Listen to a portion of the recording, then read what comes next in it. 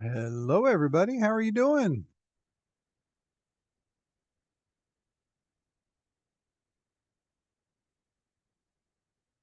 I'm doing good. How are you? I'm wonderful, Kaylin. Great to see you here. Yeah, thanks for having us. And hello, Carly. Hello, Natalie.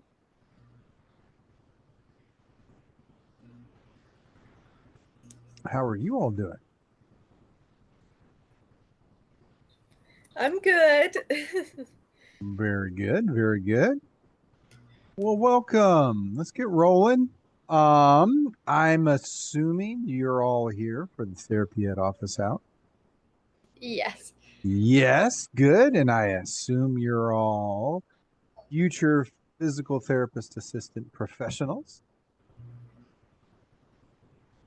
Yep. Yep. All right. Okay. We're doing good so far. I hope so if we can pass this test. No, that's where we got to start. That's where we got to start. Okay. I will pass this exam. That's what we have to do. All right. Let Yes. me hear it. Let So me hear it. we are. I will pass this I exam. will pass this exam. So I am. Attitude Yeah. is critical. Carly, let me hear you hear it. Say it. I will pass this exam. Absolutely. Natalie, how about you? I will pass this exam. Absolutely, you will. All right, let's get some more information about you all. Well, about me, I'm Steven Lesh. I'm a physical therapist by trade. I do board prep courses for therapy ed for both PT and PTA. Been doing them for a bunch of years. And I'm here to help you all out. Now we're a week away, right? When's your dates? On the 8th, so 1 week. 1 week, good. Mine's the ninth. Mine is Ninth. also the 9th. All right. So we are a week or a week plus 1 day out, right? How was your studying going? How would you think your studying's going? I'd say mine's going really good. I've taken all the Pete's that I can and kind of split up all my studying, and I feel pretty good. Very good. Good. How about you, Kaylin? It's going pretty good. I feel like I've taken some of the therapy ed exams Good. because I've already taken the PETs. Good. Those I feel like are a little more challenging. The Um, Pete's? no, the therapy ed exams I Oh, felt were really? more Okay. challenging than the PET exams. Mm-hmm. Um, Mm-hmm. but from the people I talked to, it sounded like a common denominator. So I think it's Very just a more rigorous, but well. That's good. We like to hear that. Make you work a little bit. yeah. Natalie, how about you? How do you feel you're progressing? Me and Kaylin went to the same school, so we're kind of using the same book. I'm also using Therapy Ed. Mm-hmm. Um, I have like one more practice test that I'm going to take, but Good. so far I feel okay. But yep. And what school is that Kansas Kaylin City, and Natalie? Kansas Community College. Really? You Yeah. guys are just up the road from me. I'm down in Springfield, just down the road from you guys. I went to school at the University of Missouri, Columbia, Oh, cool. where I got my PT stuff from. And Carly, where are you from? I went to Rhodes State College in Lima, Ohio. In Lima, Ohio. So now, see, we're having all kinds of connections here. So we've got the Missouri connection, and Carly's from Lima, Ohio. Guess where I was born, Carly? Lima? Close. I was born in Lima, Peru. So it's spelled the same, but I was born in Lima, Peru. So we got all kinds of connections going on tonight. Very good. I love it. And here comes someone else. Here comes Corey. We'll welcome Corey into the mix here. So we are a short ways out, and which is a very important piece to the puzzle. Very important piece to the puzzle. Because we could do a couple things tonight. One, I could just sit here and talk for hours and bore you all to death and put you to sleep. Or since we are a week out, I thought it might be really nice if we jumped right to questions because there may be some questions that you all have that you really needed to wrap up over the next week. And hey, Corey, how are you? Good. How are you? I'm wonderful. You can keep it there. You go. You can keep your camera on. That's okay. We like cameras on. We like cameras on. Where are you from, Corey? Pittsburgh. Pittsburgh. Very good. I'm a part of a I'm a program director for a new developing program just south of Pittsburgh in Charleston, West Virginia. You can Nice. find all these connections to everybody. I have connections I actually live in Missouri, which Kaylin and Natalie are from Kansas City, Missouri. And Carly and I were born in a town that's spelled the same, but pronounced differently. So very good. Pittsburgh. The Cardinals are playing Pittsburgh tonight, too. If you're a baseball fan. If not, it doesn't matter. Doesn't matter. So let's get back to that. So again, I could bore you all to death with a wonderfully prepared lecture, or we can get right to questions, because I bet you probably have some questions that you need to wrap up. And we could do questions just musculoskeletal, or we can answer anything. Any questions you've got at this point. Does anybody have any burning questions that we can get to first to help you out in your preparation for next week?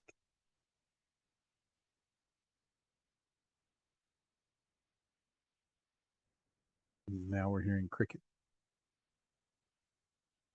Cheap, cheap, cheap, cheap. Nope, just cricket, huh?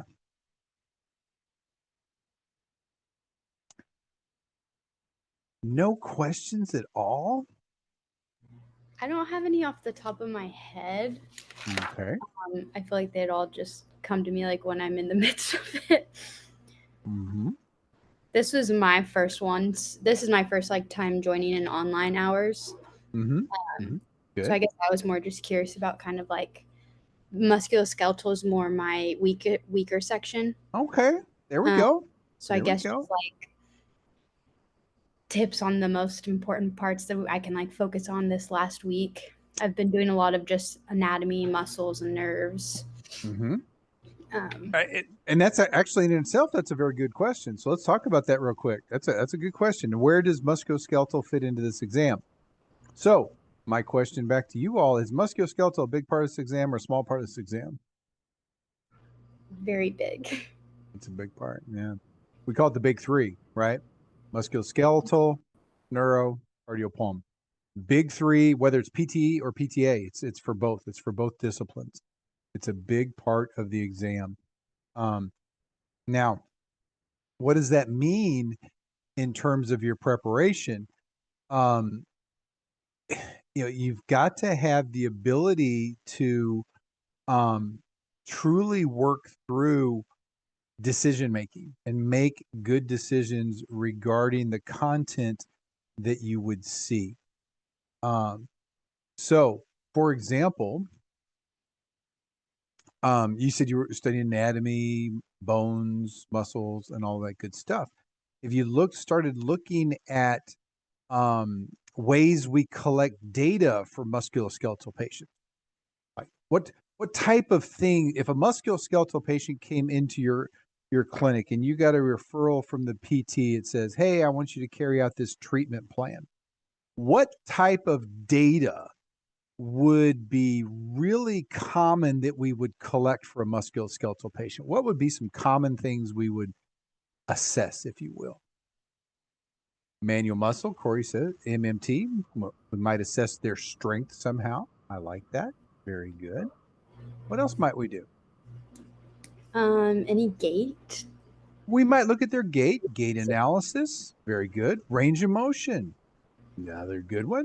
So immediately right off the bat, having an idea of what are normals in terms of range of motion, what are normals in terms of range of motion for function. What type of motion do we need at the knee joint, for example, to be able to effectively go to sit to stand? Right? We deal with patients probably all the time with a total knee replacement, and they may lack 5 degrees of terminal extension and they only have 80 degrees of flexion. Is that going to be a very functional knee? What do you think? How much motion do we probably need into extension and flexion of the knee if we were measuring it by a goniometer? How much motion do we probably need to be truly functional? 0 to 120. That would be wonderful. A total knee replacement that went 0 to 120, that would be absolutely wonderful. Yep. Or realistically, probably 110. Right. Absolutely. They got to get past 90. If we're going to do any type of sit to standing type activity, right? Getting in and out of a car. Okay. So translate those data things into function. Strength. Musculoskeletal, we assess their strength. What type of strength, let's stick with the knee orthopedically. What type of strength, if we were to rate it using the classic scale, we could do poor, good, normal, fair. We could do those rates. We could do a 1, a 2, a 3, a 4, a 5. What type of strength does a person need to be functional in their quadricep? What do you think? A 3 out of 5. At least a 3 out of 5. That gives us movement against gravity, but won't take any resistance, right? Mm-hmm. No resistance. So they can move full range of motion. You think they'll be able to climb stairs that way?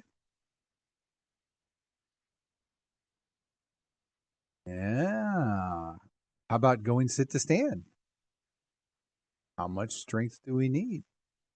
At least a 3+ is going to take some resistance, right? 4- really close to a 4+. 4. So we can translate those data collection into function. Very good. How about, so we talked about data collection, musculoskeletal, range of motion, manual muscle test, right? Anything else? Gait. We talked about gait briefly. We mentioned gait. We didn't talk about gait. We mentioned gait. What else might we assess? A little old lady comes in with a total hip replacement. What else might we assess that we're interested in or wanting to improve with that patient? Would we want to know like their home environment? Very good. A home analysis. You just hit a wonderful aspect about your upcoming test, is the environment in which the patient is. And the item writers will manipulate the question by saying, this patient's coming into outpatient and they live alone at home and they have 3 steps going up their front door, and the question goes on. So immediately the context is related to their home environment. I got to go up and down steps. How much range of motion do I need? How much strength do I need? Gait, assistive device. I was just going to say that, yeah. Right? We're going to send them home with a walker, a wheeled walker on top of that with tennis balls on the back. But they got 3 steps to go up their front door. Have you ever really tried to go up and down steps with a walker? We learn how to do it, but have you ever really done it from a patient perspective? Is it the easiest thing in the world to go up and down steps with a walker? No. An elevator is a whole lot easier, right? But does the patient have an elevator? And we progress them to crutches, because crutches are a whole lot more mobile in terms of going up and down stairs, right? Things to think about. What about balance? Nobody said balance. Do we assess their balance? Yeah, I was going to say like special testing. So what are some common special tests for this little old lady who has a hip fracture that we may do to assess her balance? Timed up and go 5 times. Timed up and go? The Berg. The Berg? Yeah. Did you say that like the 30-second sit to stand? Is that what you said? Or 5 times. You did 5 times. Okay. And there's the 30-second sit to stand, right? 10-meter walk test. 10-meter walk test. There's several of them out there, right? Could you see an item writer? So you're in a week from now, could you see an item writer writing a test question asking you about balance and special tests? Could you see that happening? Yeah, I could. I don't know, for example, for certain what's going to be your test, but I could, if I was a betting person, I would bet that type of question would be on your test, right? Understanding The special tests around balance, what are they? Do they measure static balance? Do they measure dynamic balance? Is there a gait component with it? Is there not like, for example, the tug, the timed up and go, is not only the ability to stand up, turn around, or stand up, walk, turn around, and come back, but it has a walking ability, right? But the Berg doesn't, right? The Berg is more in place. The Tenetti has a mobility aspect to it, the ability to move from place to place. So knowing those things. So what if the item writer, for example, off the top of my head, the item writer says, you're working with a patient, lives alone at home. They have 3 steps going up in their front door. And the physical therapist in the documentation said they had a timed up and go of 26 seconds. What's going through your brain now to answer that question? They're a They live fall. They're a fall risk. at fall risk. So they live alone. Their steps. They have an orthopedic issue, a fractured hip, a tug of 26 seconds. Because we should be able to interpret that speed. The tug is nice because it's all measured in seconds, right? And generally, the longer it goes, and there are norms for male and norms for female and norms for your age, but the longer it goes, the more at risk they are for falls. So let's expand that question. Maybe this could be a case. Have you guys heard about the cases that are going to be on the exams? And we're working through a case, if you will, right now, right? This could have been our case. The little old lady lives alone, 3 steps, fractured hip, 26 tug, and they just keep giving you more information. And then that goes from there. You should think fall risk, which you guys properly identified. Very good. So what are we going to do about it? What's our treatment plan? What are we going to intervene if we know these variables in a case, for example? What might we do?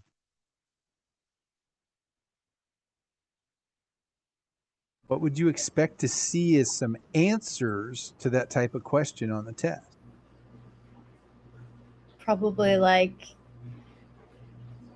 strengthening this muscle or active range of motion or isometrics, something like comparing different outcomes.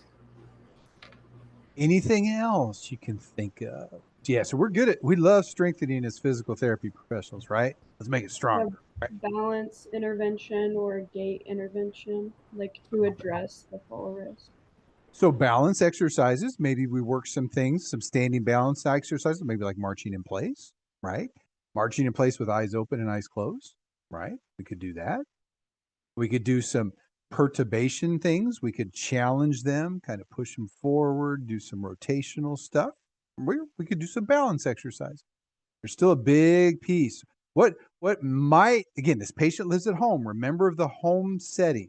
You got to always answer the question in terms of context. They're in their home. There's a huge thing out there that might be the first thing we do. We're seeing them home health. They live at home. Balance risk. What's probably the first thing we really want to stress with this patient that we probably might have the most bang for our buck? Remove their throw rugs. Patient education. Let's make the environment safer, right? Remove the throw rugs. Maybe they have small pets to have to deal with, right? We didn't even talk about their balance strategies. Have you ever noticed or been around somebody, and it might be an elderly person? We call it like a reaching strategy. Like they'll walk around their house and they'll know where every counter is or every back of a chair is, that they can reach and put their hand on it just for that little touch to keep them balanced, right? Have you ever seen that? What type of strategy? Maybe you're placing some objects more frequently so they could do something like that because they don't necessarily have the hip or ankle strategy that's needed to correct their balance. But that home education, how long does it, if strengthening, again, I don't disagree that we should do strengthening. Absolutely. That's our bread and butter. But how long does it truly take to strengthen a muscle? How long would it take us to see results on that? Overnight? 6 weeks, 4 Yeah, weeks. 6, 8, 10 weeks, 12 weeks maybe. But those balance education interventions might produce more immediate results. See how we put all of those things together and that whole chain together of events that we started with range of motion and muscle testing, and how an item writer can link all those things together. So that's what you need to do, is be able to now expand as you're studying a muscle. So, okay, I'm gonna look at all the hip muscles, translate them to function. What function do I get from my hip flexors, my iliacus and my psoas major and psoas minor? What function do I get from that? What function do I get from my gluteus medius, my gluteus maximus, my gluteus minimus? What function do I get? How does that function then relate to the patient that I see? How do I measure it? Data collection, right? How do I intervene with it? Interventions. And ultimately, do I understand the disease process or the pathology? You can do those three things. We talked about the big three related to ortho, neuro, and cardiopulmonary, but there's also the big three related to data collection, interventions, and pathology, the disease processes. Those are the areas you need to be able to explain very well of what you're doing. Very good. Great question. Any other questions right now? Anything else popping in the top of your head for next week, or next Tuesday and next Wednesday? Anything at all?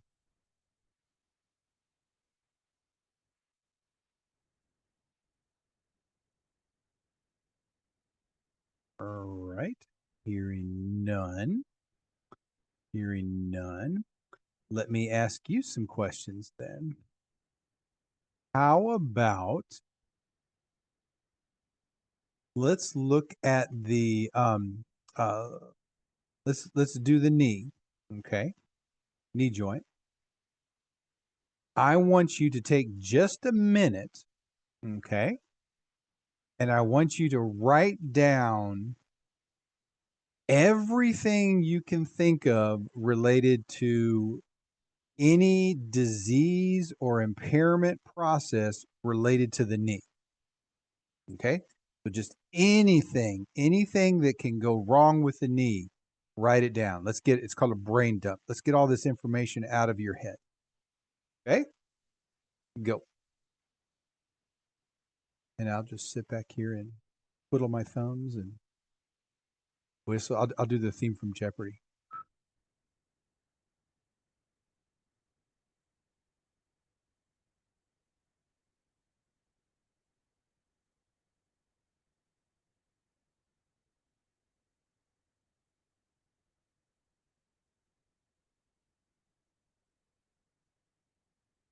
We said pathology, the disease process. That's one of our big areas, understanding the disease process. Musculoskeletal, by far. Knee joint, very important. Hip joint, shoulder joint, right? Ankle, foot and ankle. I'm a sports PT by trade, and I can't even begin to guess how many patients with ankle injuries I've worked with over my career. Thousands. Okay, let's hear some things you wrote down.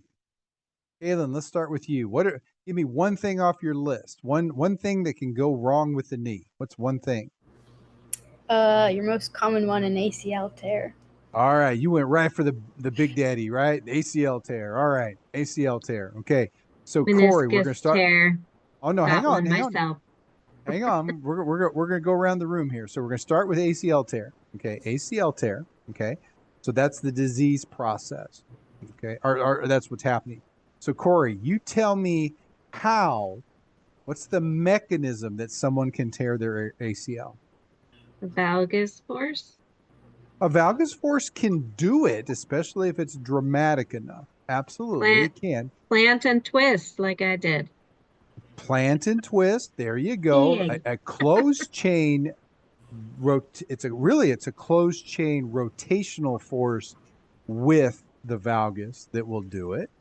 You can also do it through a straight hyperextension. You could land and snap your knee straight back. That's not a rotational one. That's a straight hyperextension. It's typically associated with sports. That's where we tend to think of it, right?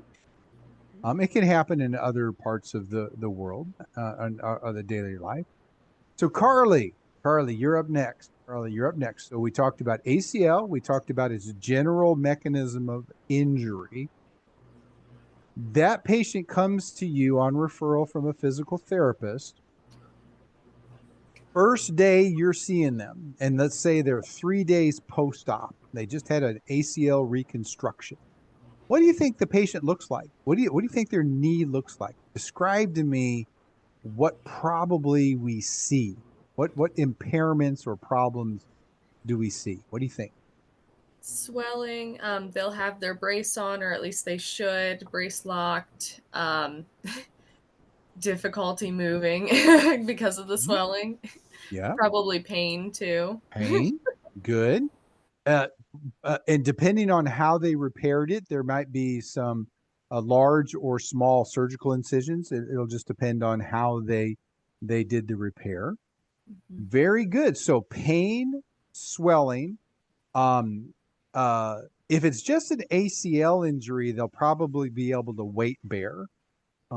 Usually they can't weight bear if something else happens. Does anybody know what that something else is that usually would limit weight bearing? Corey, what do you think? Torn meniscus. Meniscus tear, or not just a meniscus tear, but a meniscus repair or something. They would probably not have them weight bearing. All right, so pain, swelling, range of motion problems. There will probably already be some muscular deficits, right? So Natalie, based off of those impairments or those issues we've just seen, let's start with pain. What do you think some interventions are? What some interventions might we do for this patient 3 days post-op ACL repair? What could be some interventions to help us manage pain?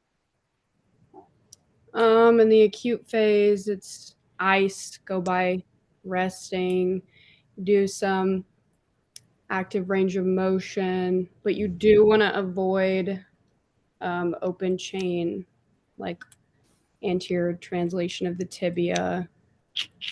Classically, absolutely classically. I agree with that classically. Absolutely. Mm-hmm. Do some isometrics, trying to get some quad activation. Mm-hmm. Very good. Very good. I like it.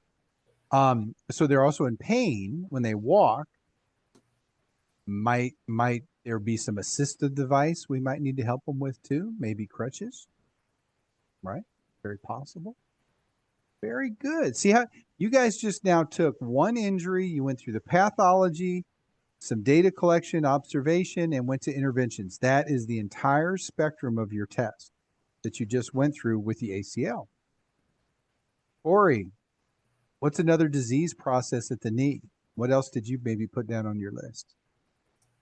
Well, I was going to say the meniscus tear, because I have one, but all right, so meniscus I could pick a tear. different one. That's okay. Let's look at the meniscus because it's a little bit different than actually it's a lot different than the ACL. They're commonly concurrently injured, right? Carly, tell me about the mechanism or what's going on at the meniscus of why it gets hurt or injured or damaged. Shock absorbency, because it's cartilage, so it can wear down and tear. And it has a poor blood supply, so it doesn't regenerate like it should.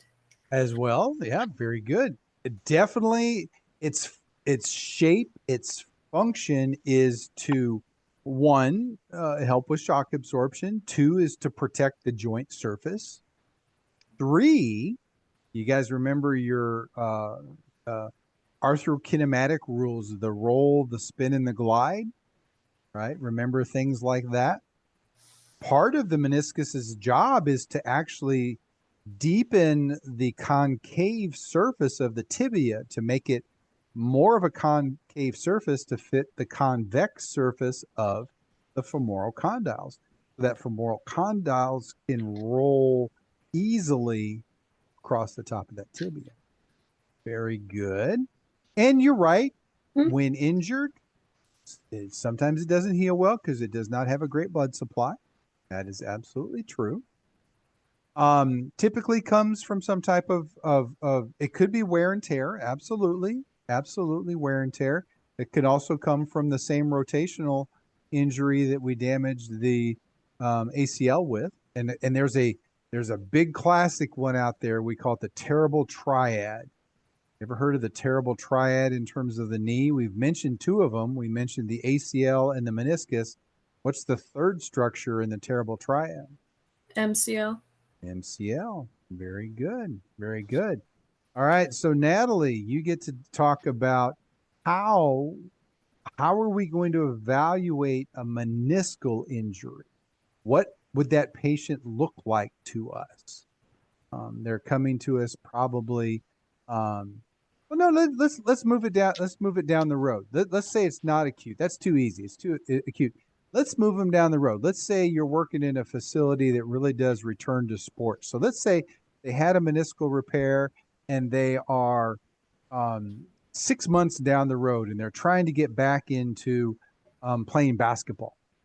So what type of assessment things would we do with this patient? What type of data collection might we do with that patient? So sports, return to play, 6 months. What would we be in? More plyometrics, jumping, cutting, kind of assessing their tolerance with higher activity. Mm-hmm. So their ability to run, their ability to cut, jump, land safely. Yeah, like their mechanics with that, like assessing the hip as well as the knee, making sure. Very good. I like that. The whole kinematic chain, right? The whole kinematic chain. Symmetry between one side and the other side, right? How are we doing one leg compared to the other leg? Very good. So Kaylin, back to you. Now we're at the intervention stage. Let's keep with this same patient. They are really wanting to get back to play basketball. We understand how they got hurt. We understand that they've gotten to a point where they're starting to get back into the return to play. And we've assessed them and we know they have some symmetry issues. They have some running, jumping problems. Give us what would the exercise program look like? What would specific things that we would do at this stage that we probably wouldn't do 2 days post-op? You're obviously going to want to start doing some more functional activity. So maybe like some stop and go, being able to control the speed of the gait and or stop and turn. You could probably be doing ladder drills to work on agility and that planting and twisting motion. Very good. Yeah, maybe just even kind of using the treadmill as being able to increase your speed. Because they got to be able to run, right? Yeah, run to play basketball. And maybe some, I don't know if I'd do box jumps. That seems kind of scary, but maybe step up box jump. Exactly. You said it. You answered your own question. I mean, if you've got access to those tools, and I love box jumps. They're great plyometric activity, but you don't always have to jump up and down, right? You can use a small one, maybe just to do step ups, right? Yeah. Step up, step down, work on your eccentric control down, your body control down, right? Or maybe a quick reversal. You go slow down, back up, slow down, quick reversal, back up. And then maybe you're doing small jumps, maybe just a 6-inch jump. And then that progresses to a 12-inch jump. Or maybe you're just doing a one leg drop. You stand and you lower your body off and you land one leg off, 2 feet on the ground type of thing.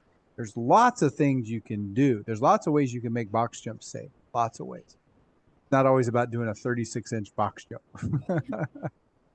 Very good. So do you see how we're pulling all of the data that's going to be on your test, how we're pulling that all together, how it all fits together? All right. Let's do one more. Carly, what was one of the pathologies that's not ACL or not meniscus that you came up with the knee? Patellar tracking. Patellar tracking. That silly old patella, it just doesn't do its job, right? Yep. Something wrong with it, right? And for you, what typically gets blamed? Is it the patella that gets blamed, or is it the groove, the femoral groove, or is it the muscles? What often gets blamed? What's often's the problem? What do people blame? The VMO weakness. Oh no, people, not professionals. What do people blame? Oh, they're getting old. No, it's usually because these are usually the younger people, right? These are usually younger people. They blame the patella, right? It's the patella. They blame the patella, the sesamoid bone, right? Is it really the sesamoid? Is it really the patella's problem that's going on here? No, it's probably a muscle imbalance. It may be the state of the groove that it rides in, right? It could be. I actually saw someone like this 2 weeks ago, and I have a lot of knee pain, it really hurts, and it's like, okay, how old are you? Well, I'm 16. Okay, all right. Okay, a lot of knee pain. It's not getting any better. I have patellar tracking problems. Okay, so it's like they've read WebMD, and I'm like, well, how much have you grown in the last couple years? Oh, I've grown 3, 4, 5 inches. Well, maybe again, it's a length-strength relationship problem that, the bones have grown longer than the muscles have had a chance to catch up. So it's kind of like, the old train and train track scenario that, you got the patella as the train and the train track that it rides in. If the train can't go fast, it's not the train's problem. It's usually the track that it's going on and the quality of the track. So, Natalie, we just kind of went over the pathology that's going on there. What is a Q angle, male versus female? Absolutely. So that could be one way that we, and that's a question I was going to ask Natalie. What were some things that we could measure on? We kind of gave a hint there, right? What are some things we could data collect on a patellar tracking problem? And Kaylin gave us one in the chat, right? I was looking down. What did it say? Was it the Q angle? Q angle, yeah. We could measure the Q angle, right? That intersection between the bisection of the patella and then a line dropping down the midline of the femur versus the ASIS, trying to simulate that pull of the rectus femoris, if you will. Yeah. What else might we do? So we're talking about what we would assess for. Mm-hmm. Yeah. What type of data would we collect on them? Absolutely. What type of assessment? I guess maybe ligamentous laxity, possibly. Absolutely. We could check some integrity tests. Absolutely. What else? Strength of the muscles surrounding the joint, range of motion, and the quality of movement, right? The quality of the movement.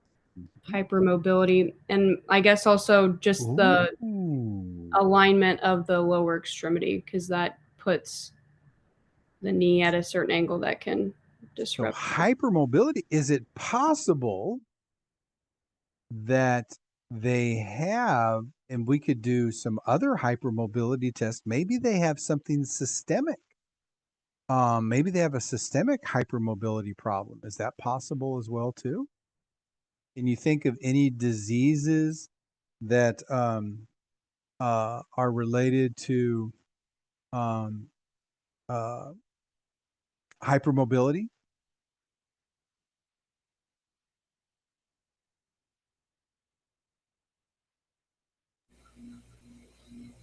I don't know if it's another diagnosis or just another word for hypermobile, but the genu recurvatum. Genu recurvatum is when we have the knee hyperextends. Could be a sign. Yeah. It could be a sign that they're hypermobile. That's very good. I like that. I'm putting it in chat. Has anybody ever heard of Ehlers-Danlos syndrome? Kaylin's like, my fiance was just saying that to me. He was like, say that one. Say that. Oh, you've got someone in the background listening in on this? Yes, he's listening in on me. He's studying. How would he know that word? He's in chiropractic school. He's in chiropractic school. Ask him how we're doing so far. Are we doing all right? Are we doing all right? How are we doing? Yeah, he says good. Doing good. We're doing all right. Very good. Yeah, it's possible, and this is where we have to be observant, that it's possible there could be a systemic problem that we always can't be so tunnel visioned that we're only looking at the knee joint. There could be other issues with the ankle, could be other issues with the hip. There could be something systemic, like either Danlos, right? Very good, very good. So, what are some Kaylin, right? So we're Kaylin. Yeah, Natalie just did that. So Kaylin, I'm going around I'm keep going to the same room, the circle here that I see on my screen. Kaylin, let's say this is pretty uncomplicated, nothing very dramatic. There is some pain. They're having some pain, and it's what would our interventions be for a patellar tracking problem, and there is pain related to it? So what would be some common interventions we would do that we think would be most appropriate? I feel like you'd want to strengthen the muscles around it to stabilize the patella. Okay, like how? Give me some examples. What would be your go-to exercise? Squats, maybe, or like mini squats. I love squats for the knee, but is somebody who's having patellar tracking problems that is painful? Yeah, that would be too squats. much. Is that going to be our first choice? Like for example, wall squats. I love wall squats. I love a good 90-90 wall squat. I love that. Probably not for this patient though, right? Yeah. How far along are they, or does it matter? Well, they're still painful. I think the painful is a big piece of this equation. So if it's pain, let's think a bit about our pathophysiology here. If a patient's in pain, what actually happens to their ability to get a good muscle contraction? Does it increase? Can we get a good strong muscle contraction when it hurts, or is it actually going to inhibit the muscle a little bit, or a lot of it? Quite a bit, yeah. It will inhibit. E-stim. Corey said, hey, we might start something very basic like a good quad set. Are they getting a good quality of that quad set contraction? And could we use maybe some modalities to enhance that, aka E-stim? Possible, right? Let's talk about modalities real quick, because my generation, and when I went to school, that we didn't have cell phones, we didn't have the internet. We walked up, uphill both ways to go to school, and we wrote on stone tablets and all of those good things when I went to school. When I took my PT exam, almost 30% of the exam was modalities. Guess how much the modalities are on your guys' exam? It's itty bitty, right? It's not a big part, right? It's a small part. Maybe 3, 4, 5, 6 questions is not going to be a big part of the test. Although some of you may have been in clinics where it's still practiced a lot of modalities are practiced. So knowing, again, the appropriate use of when to use them, and this would absolutely be, I love using E-stim to really help facilitate that quad, especially if they're having difficulty activating it. Absolutely. Absolutely. Straight leg raises, short arc quads. There we go. I love it. I love it. Very good. All right. I'm going to give you another chance to see if you guys have any questions. Do you have any questions?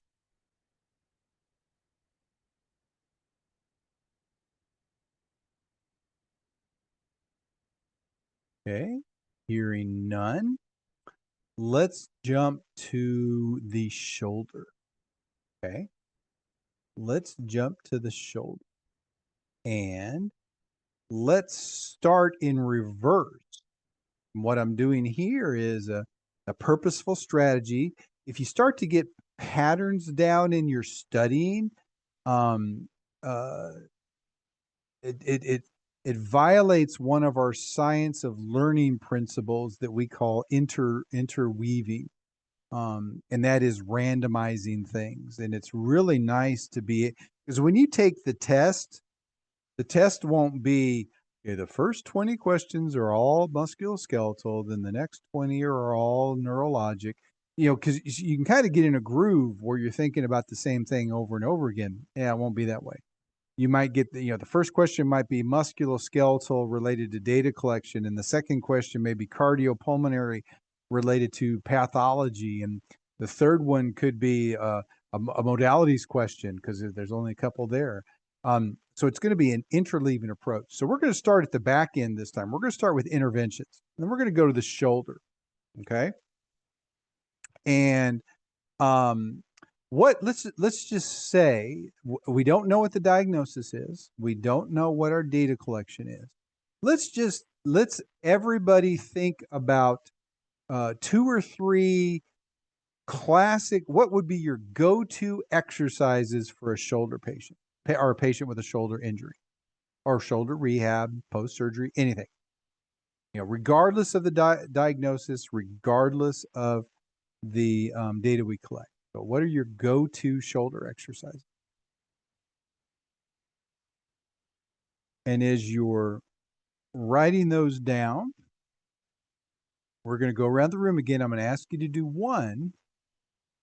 And I'm going to tell you, you have to tell us what it is and then say under what conditions. In other words, what the diagnosis would be or what data we might collect. So in other words, you're going to fill in those other 2 gaps for us.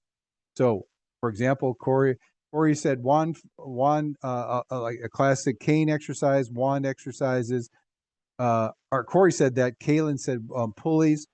So when we go around, you give me the exercise, and then you give me you build the patient for me. In other words, here's the exercise. Hang on. I'm going to challenge you guys. I'm going to make this a little bit harder. Yeah, because I'm kind of mean that way. I'm going to have one person say the exercise, and then I'm going to have somebody else build the patient. Does that make sense? So like Corey will give us an exercise, and then I'll have Kaylin tell me when that exercise would most be appropriate for that patient. You think we can do that? I bet we can. So Corey, let's start with you. Corey, give me an exercise for the shoulder. The wand flexion. Wand, a cane, classic cane exercise. All right. So Natalie, build me the patient. What patient would we probably prescribe wand exercise or cane exercises for?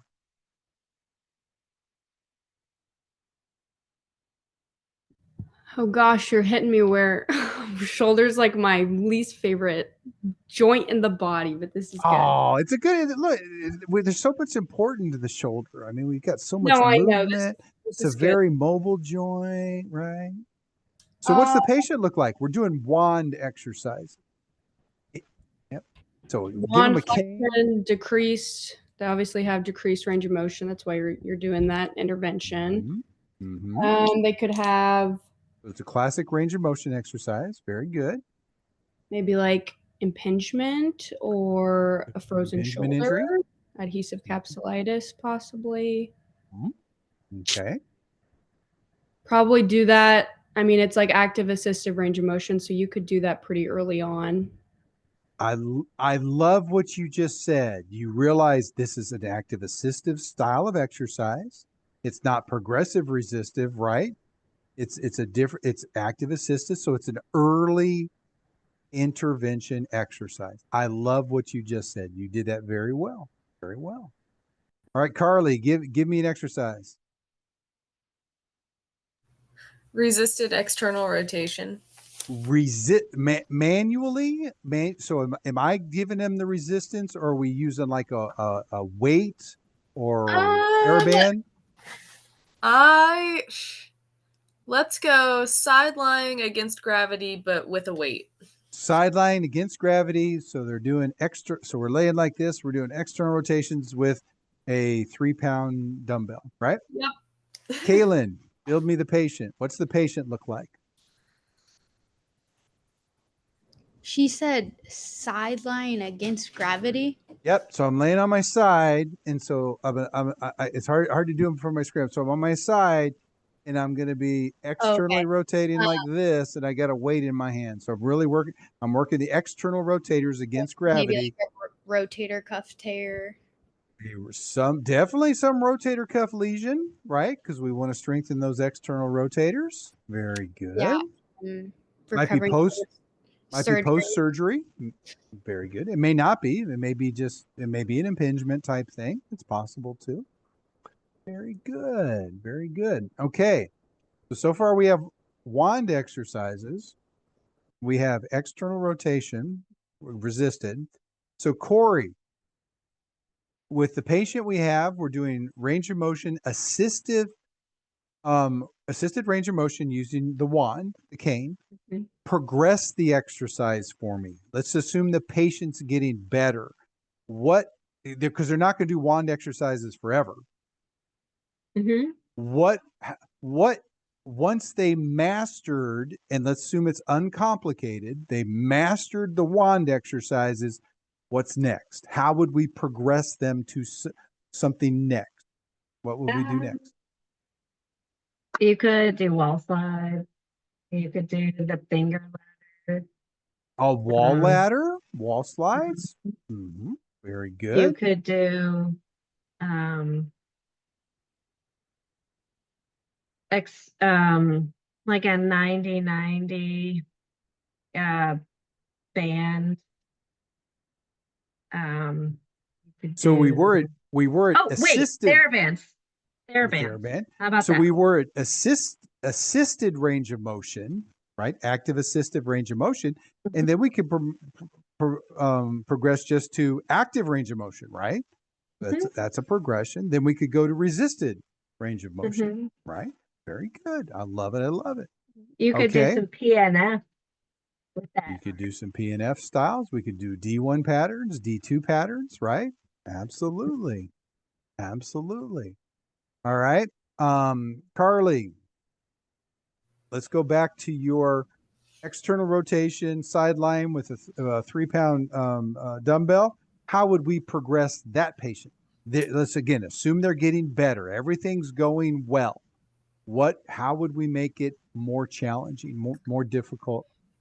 I'm thinking let's say they are like an athlete returning to sport, we could do weighted ball toss at 90-90.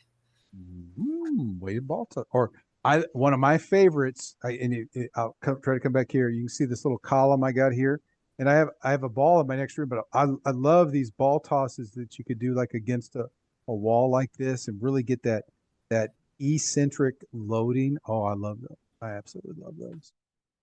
Those are cool. Very good. Push-ups. Incline push-ups. Right? Stability, stabilization. Very good. I love it. Love it. Again, so now we just looked at, we kind of went in an interleaving approach. We kind of randomly we started with interventions. Normally we think we start with a diagnosis, but let's start with the interventions and work backwards. And then we talked about progression. How do we make the patient better?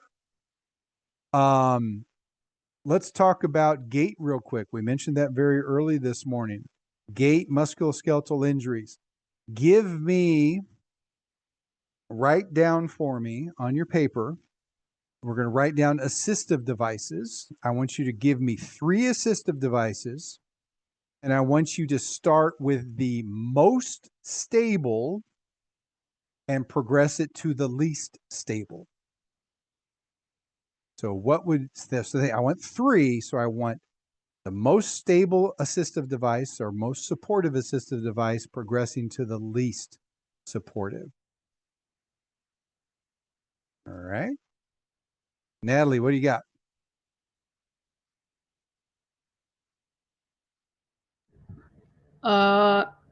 Does parallel bars count? Parallel bars count. And you would put that on the most stable or least stable Yeah, side? most stable. Most stables. That is definitely a very stable assistive device. I agree with that. Okay, so what's your progression then? So now think of progressing to they're doing good at parallel bars. I need to progress them, so I need to take some of that stability away. What would be my next choice? Go to a walker. And now they're getting better. They're getting better. And now what's my next progression? What's your next progression after that? Large base quad cane. Large base quad cane. Go to a small base quad cane. I only asked for 3. You're being an overachiever tonight. Look at you, overachiever. Good job. Good job. Kaylin, you got anything different for us? What was your most stable one?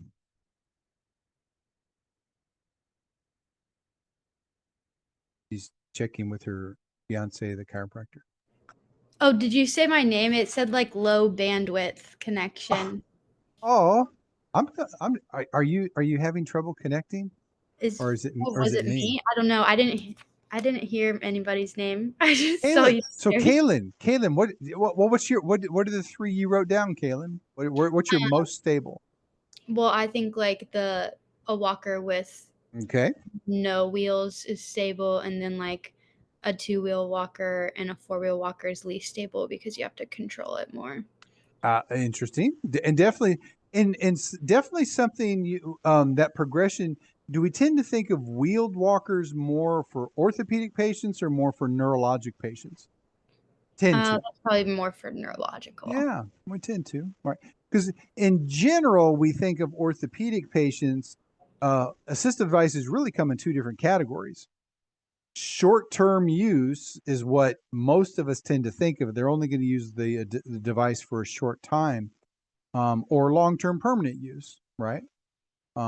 But definitely, we start to think of wheeled walkers again for that mobility, especially with lifting and advancing the walker. Very good. Let's look at some classic orthopedic tech here. Some things we could do, some assistive technology that we might be able to do or use.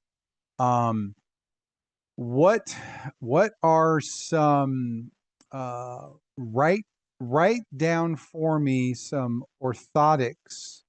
So thinking about an orthotic. So just write down any orthotic you can think of, any name or how, just describe it. And then we're going to build the patient. Okay. Oh, that's okay, Kaylin. Will you post the rest of this on YouTube or no? Well, it's being recorded, and okay. So Therapy Ed, yeah, they usually post it up. Although you guys are taking the test next week, so yeah. I don't know if it'll be up by then. But that's okay. This was super helpful. Still, you're welcome. I do wish you the best of luck. And before you leave, let me hear you say it. I will pass this exam. I'm going to pass this exam. Yes, you are. High five. Good job. All right. Thank you so much. You're welcome. Okay, so think of an assistive technology. So let's look at an orthotic device here. So Corey, name us an orthotic device and let's build the patient. I was just thinking an AFO, an ankle foot orthosis. Ankle foot orthosis. Okay, very classic. That could be part of the test, right? They're asking you about the use or the appropriateness of an AFO, an ankle foot orthosis.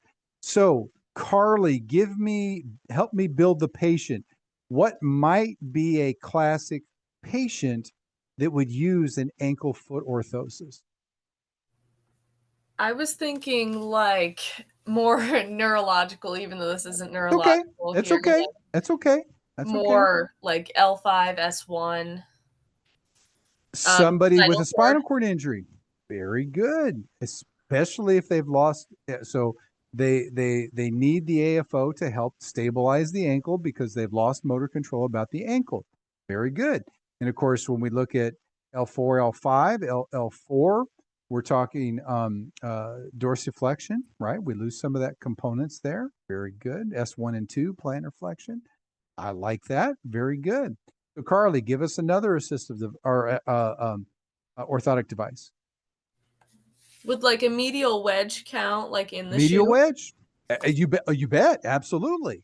So, Natalie, who would need a medial wedge in a shoe? Either a heel wedge or a whole length sole wedge.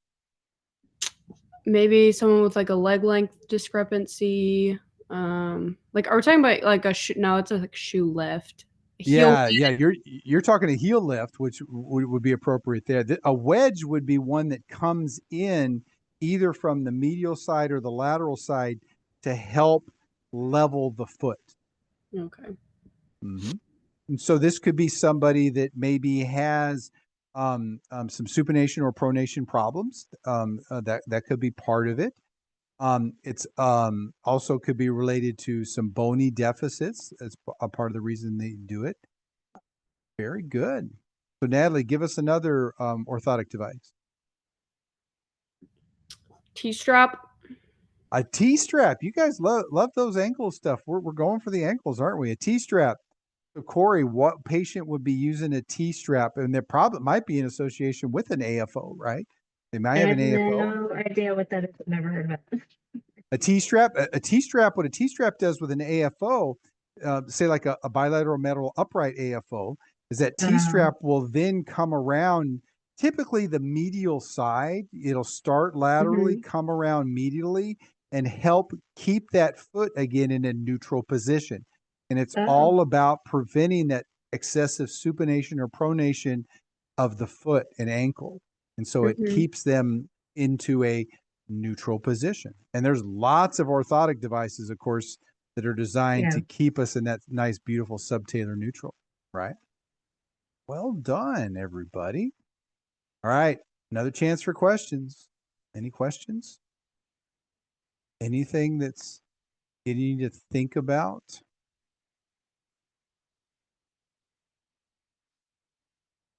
All righty. All righty.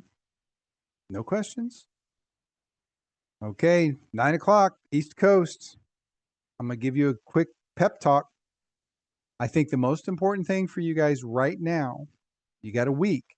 Your attitude is critical. You have got to keep your eye on the prize. Okay? It's either next Tuesday or it's next Wednesday. Every day you're going to wake up, I can do this. Write it on a Post-it note, right? Take a Post-it note, write it down, put it on your bedroom, your bathroom mirror, put it on your refrigerator. I will do this. Positive self-talk. It's one of the most important things we have about science of learning is your attitude is critical. You can do this, okay? Second piece of advice I give to you for this next week, over-prepare. But I don't want you to burn yourself out. I want you to do everything you can in your power to be as prepared as possible for next week. Do you know where the test is going to be, for example? I hope, right? Everybody know where their test is? Have you all taken a test drive to where your test is, for example? Have you all? Yes. I No, plan maybe. to before. Good. Take a test drive. Do you have a back? What happens if you wake up that morning to go? Are all your tests in the morning or the afternoon? Do you know? Well, you should know when your time is. Mine's at 12. Mine's 12? at 8. 8 a.m. Corey, you're muted. Mine's at 8:30. 8:30. So you're all in different places, right? Because you have different start times. What happens if you wake up and your car battery's dead? Do you have a backup plan? Right? Do you have a backup? Do you have somebody you can call to get you there? Maybe it's public transportation. Maybe you can walk. I don't know. But do you have a plan and the more planning you do, what this will do is help lower your anxiety level. Okay? So, have a plan. Do as much as you can to be prepared. Even though it's July, it could be July in Pittsburgh. It could be July in Kansas City. And I know it's hot outside, but I always hear about taking layers of clothing because sometimes it can be really cold in those facilities. Take those. If you don't need them, put them in your locker. Another piece of advice I would give you for next week, remember you have to have 2 forms of ID, right? You have to have like a driver's license and then a credit card or something like that. I would tell you to take 4 forms of ID. I would take 2 from each. I'd take a driver's license and a passport, and then I would take a school ID and a credit card just to have a backup. I've had students show up and actually get turned away because they had like an expired driver's license. So check your expiration dates on your card, right? Last piece of advice I would give you is you've got this. You know, you have went through your schooling, you have had access to all of this information. The most important thing that this test is all about, it's not about facts. It's about pulling the information out of your head and making sense of it to the question that they're asking you. So often students think it's just about facts. I'm going to, you know, what color is this? How tall is this? How fast is this? They want facts. It's really not about facts. It's about putting variables together just like we did tonight. You know, here's a pathology. What then data would we collect? Here's data. What type of interventions would we do? Here's their living situation. What type of exercise would be appropriate? What stages of healing? We looked at early stages of healing, right? We might use ice in the early stages of healing to control pain, but we probably wouldn't use ice 6 months out. You know, when is it most appropriate to use that? So being able to put the things together, the pieces together, is really the most important thing for this test. All right. You've got this. I know you do. You've got this. I wish you all the best. And if there's no questions, we're going to get things wrapped up. Thank you. Thank you. You're more than welcome. Thank Good luck. you. High a five good to all night. of you. I wish you Thanks. all the best of luck. And go out there and take this on, and you will do wonderful. I know you will. Thanks. Have a good night. Y'all take care.